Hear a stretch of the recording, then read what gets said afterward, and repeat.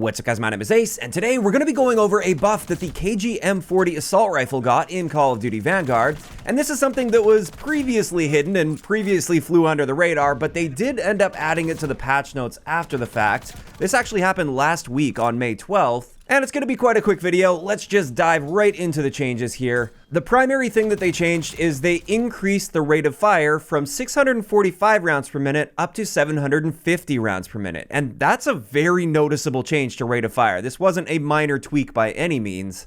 And with that, I made sure to go test the damage profile again just to see if they adjusted that as well, which they have not adjusted damage. So this is just a straight buff to the gun. And what this does for our time to kill potential is pre-patch, our 4-shot time to kill potential was 279 milliseconds. That's quite a slow time to kill for Vanguard, and when this gun came out, it was kind of bottom tier in the assault rifle category, which was surprising because normally new guns are like top tier weapons or at the very least very solid guns, and the KG M40 just wasn't.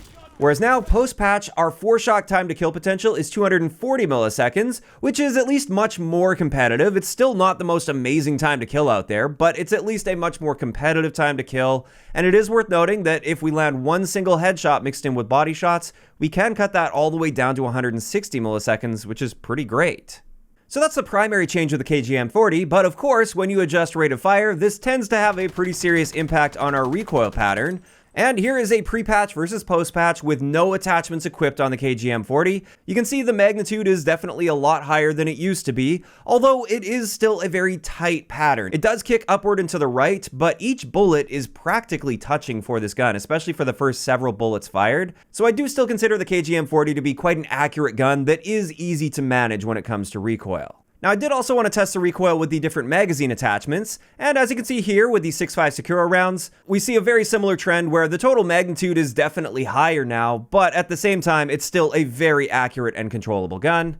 And then with 30-06, again, that magnitude is quite a bit higher. You are going to see a bit more of a jump, and there will be a bit more recoil control required here, but it's not like this is a completely inaccurate gun. It's got a nice straight recoil pattern with very little side-to-side deviation.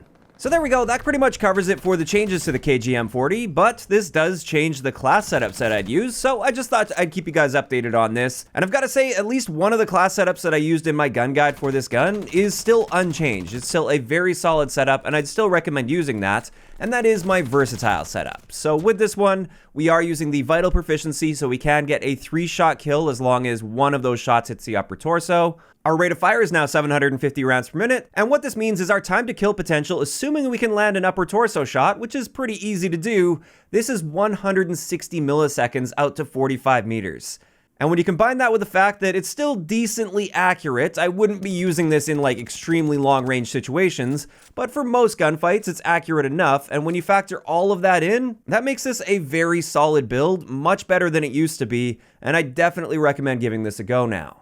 Having said that though, there's another build I wanted to share for you guys that is also very solid. I really like this build now. This is with the Rapid Barrel combined with the 6.5 Sakura 35 round magazines. Now with this, our rate of fire is boosted all the way up to 983 rounds per minute, and that gives us a body shot time to kill potential of 183 milliseconds, which is very solid considering the fact that we just have to hit one shot anywhere in the torso, not the upper torso, but anywhere in the torso, which is hard not to do, honestly. And with this, we also get pretty solid handling and mobility, and this one is very accurate as well. Especially for those initial shots, you're generally not going to have any issue hitting your targets, even at extremely long ranges.